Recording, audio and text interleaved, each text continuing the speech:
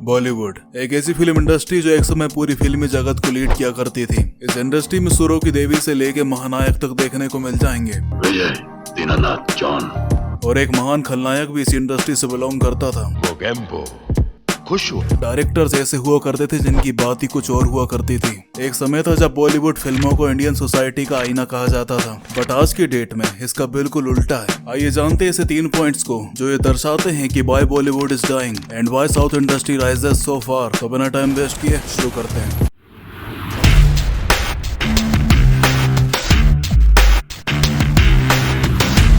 First reason, content. Basically देखा जाए तो कहने को तो फिल्में 3 कारणों से बनती हैं। आर्ट, कला, साहित्य को रिप्रेजेंट करने के लिए। सेकंड, फिल्म एक एंटरटेनमेंट है जिसमें एक आम आदमी अपनी पर्सनल प्रॉब्लम को भूल के पूरी तरीके से फिल्म में खो जाता है। And third and most important, film एक बिजनेस है, एक बहुत बड़ा हार्डकोर बिजनेस। और असलियत में फिल्म इसीलिए ही बनाई जाती क्योंकि फिल्म एक बिजनेस है जिसका बाजार लगता है थिएटर में, और उस थिएटर में बेचा जाता है एंटरटेनमेंट को, और उस एंटरटेनमेंट के अंदर होता है ढेर सारा कंटेंट। कौन सी फिल्म कितना कमाएगी उस माल, उस प्रोडक्ट यानी कंटेंट पे डिपेंड करता है। एंड बॉलीवुड मूवीज का अच्छा कलेक्शन ना करने का रीजन ही है ये कंटेंट, क्योंकि इनका कंटेंट ओरिजिनल नहीं है, कॉपीड है। जैसे बिस्लेरी का बिल्लेरी। क्या आपको पता है देश की लिटरेसी रेट बहुत तेजी से ग्रोथ कर रही है, लोग काफी जागरूक हो रहे हैं, वो इंटरनेट से कनेक्ट हो रहे हैं। आज की डेट में लोग काफी स्मार्ट हो गए हैं। अगर उन्हें कुछ खरीदना ही है तो वो ओरिजिनल बिस्लेरी खरीदेंगे। I mean content. फिर चाहे एवेंजर एंड गेम हो या फिर स्पाइडरमैन नो वे होम, फॉरेन मूवी होते हुए भी अरबों कारोबार करके चली गई। वही साउथ इंडस्ट्री की बाहुबली हो, पुष्पा हो, RR हो या फिर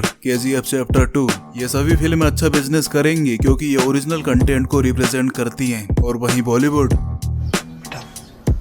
तुमसे ना हो पाएगा।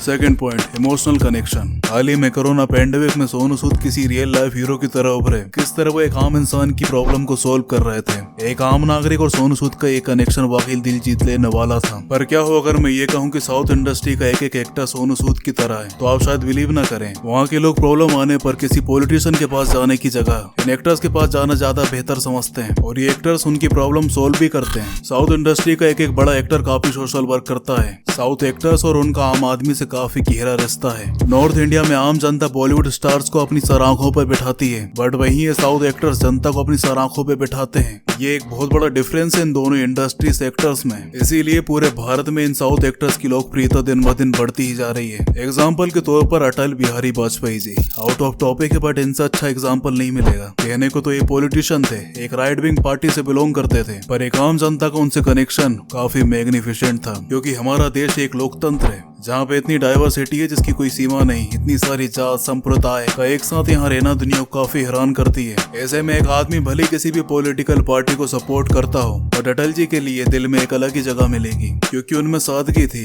उनकी बातों में सच्चाई थी।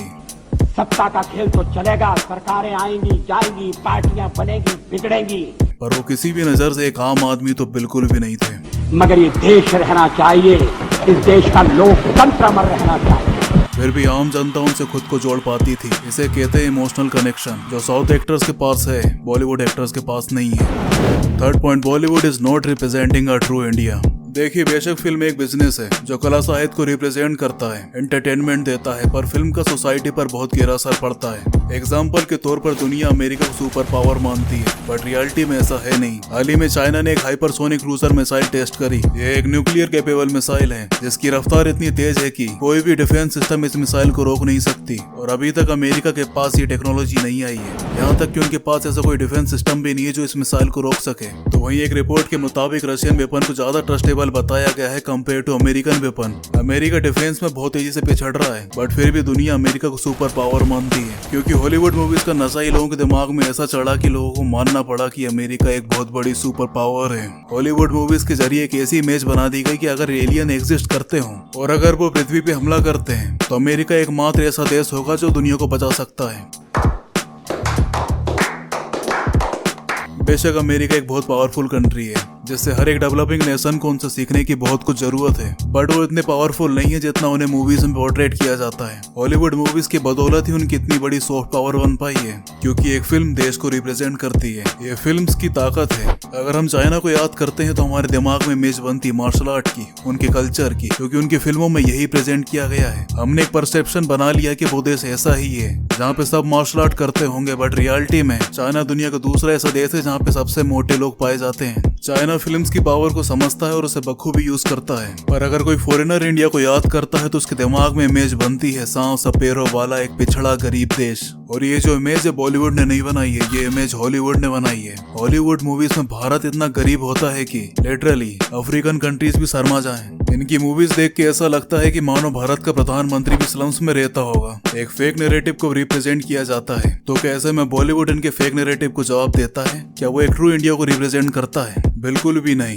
एक दो मूवी ऐसी भली आ जाती है बट उनका नैरेटिव एकदम क्लियर है। वो एक छोटा हॉलीवुड बनने की कोशिश ही करते रहते हैं। बॉलीवुड में कल्चर तो रिप्रेजेंट किया जाता है पर वो इस देश का कल्चर नहीं होता, वो वेस्टर्न कल्चर होता है। कहने को तो ये हिंदी फिल्म इंडस्ट्री है बट यहाँ हिंदी दूर दूर तक नहीं होती है। अगर कोई इस फेक नैरेटिव सोच को तोड़ रहा है तो वो है साउथ फिल्म इंडस्ट्री। बाहुबली ऐसी मूवी आती है और इस देश के कल्चर को बड़ी प्राउडली रिप्रेजेंट करती है और बॉक्स ऑफिस पे धमाल मचा के चली जाती है। और फिर आरआर आती है, केजीएफ आती है। ये एक समा है जो साउथ इंडस्ट्री ने बांध दिया है और ये रुकने वाला नहीं है। साउथ इंडस्ट्री सिर्फ इंडिया ही नहीं पूरी दुनिया में बहुत तेजी से ग्रोथ कर रही है क्योंकि इनमें कंटेंट है, इमोशनल कनेक्शन है एंड मोस्ट इम्पोर्टेंट एक ट्रू इंडिया को रिप्रेजेंट करती है। That's why South industry rises so far and why Bollywood is dying। इसी के साथ ये वीडियो यही खत्म होता है। आई होप आपको वीडियो पसंद आया हो। अगर वीडियो थोड़ा बहुत ही पसंद आया है तो वीडियो को लाइक और सब्सक्राइब करना ना भूलें। मैं आपको मिलता हूँ अपनी अगली वीडियो पे। जब तक के लिए बाय बाय, टेक केयर।